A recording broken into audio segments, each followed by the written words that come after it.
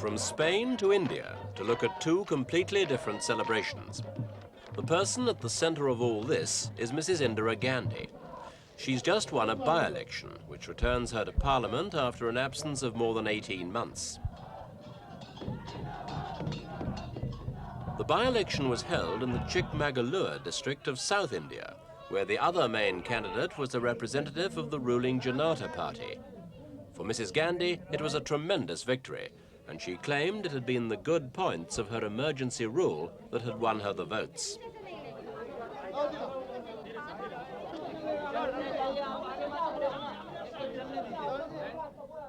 Although Mrs. Gandhi is the leader of the Indira Congress Party, party sources say she doesn't want to be the leader of the opposition. She wants to devote her time to party organizational work.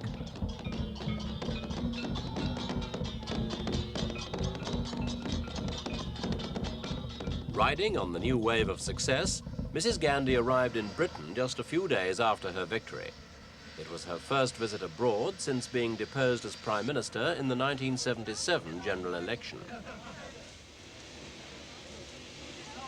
Many still remember her emergency rule, and on her arrival, the shouts of her fans were almost drowned by those of her critics.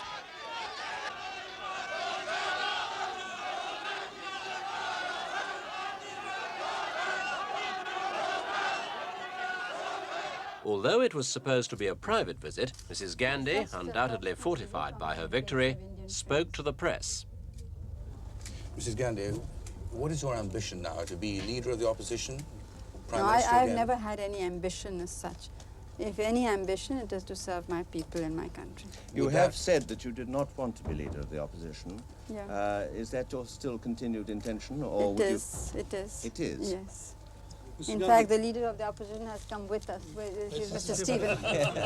But he would be presumably prepared to stand down for you if you wished to take on the job. Well, that situation has not arisen. Do you think it's possible it might? Not in the near future. What do you think is the significance of your return for a safe seat in a state where you already hold the majority? That's to say, what's the significance for the country of India as a whole? There's no significance at all because it would have made no difference where I stand. The central government moved heaven and earth to defeat me, and they said it was a question of their survival, it was a question of their democracy and everything they could possibly say. Do you think but it's possible? The point is that we have won by-elections in the north.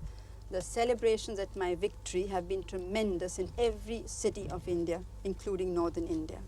Your own political fortunes were dramatically reversed by the election which rejected your party.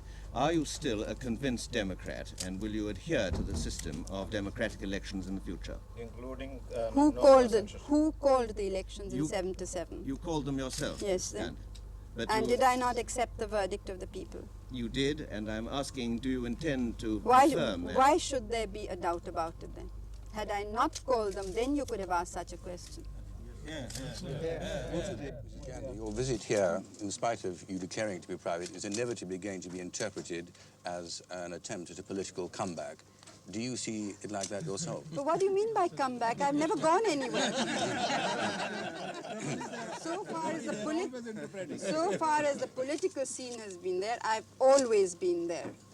And if I may say so, it is the Janata Party which has helped me to remain in the forefront. Whatever action this government has taken against me has helped me enormously. You would have difficulty in fighting a general election No, I would from jail. not. I would not at all. Because it is not I who fight, it is the people who fight for me. Back in India, many were celebrating not only Mrs. Gandhi's election success, but the birthday anniversary of her late father, Nehru. Hundreds came to the shrine to pay homage to the very man whose name had been virtually banned during his daughter's emergency rule. Nehru was India's first Prime Minister. On Independence Day, he spoke of India's tryst with destiny, a destiny which he believed could only be realized by India's adopting the democratic traditions and liberal values of the Western world. As the architect of modern India, Nehru today still commands the respect of ordinary Indians, people whom he always saw as individuals.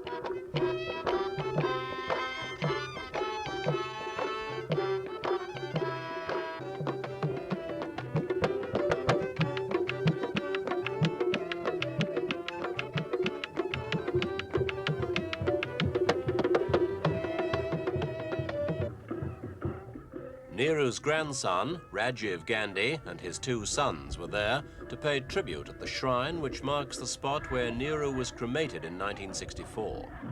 The President of India, Sanjeeva Reddy, was also present. He's a man who deeply regrets that the democratic ideals for which Nehru stood and struggled for are still far from being fulfilled.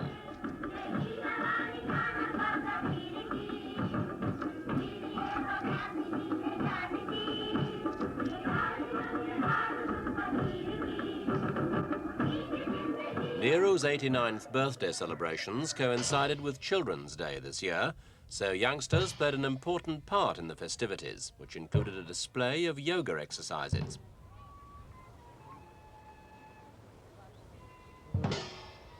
Yoga was originally one of the 6 systems of Indian philosophy, and it's closely tied in with Hinduism. Today, it's often practiced without any specially religious purpose. Yoga exercises are believed to be conducive to good health, a clear mind, and a long life. Some yogis have even achieved an almost superhuman control over their bodies.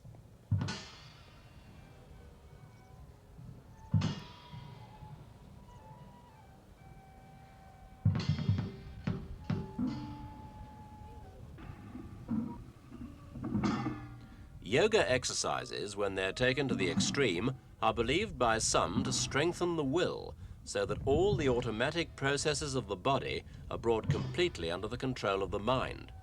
This means that a yogi can do such things as control the rhythm of heartbeat, live for days without food and water, and survive for an appreciable amount of time without breathing.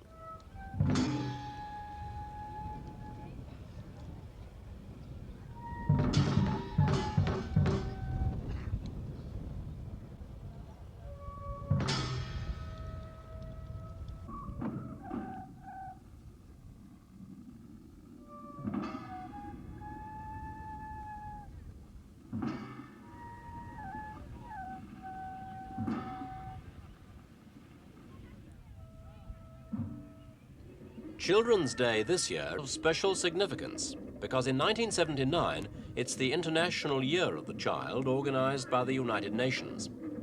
President Reddy himself has pointed out the responsibility of the state and of parents in guiding their children. He says that scientific and technological advances may demand a totally new approach to life, but it's still essential that young people cherish their country's values as they were emphasized by Nehru. On Children's Day, it was the youngsters' turn to rejoice, sing, and dance.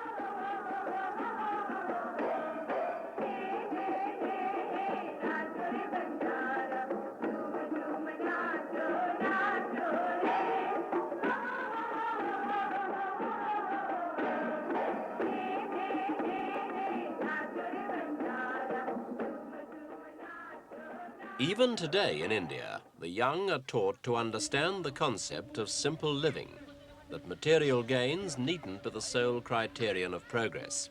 That's a precept going back long before Nehru, and it's been as much a part of the Indian culture as this famous Punjabi dance.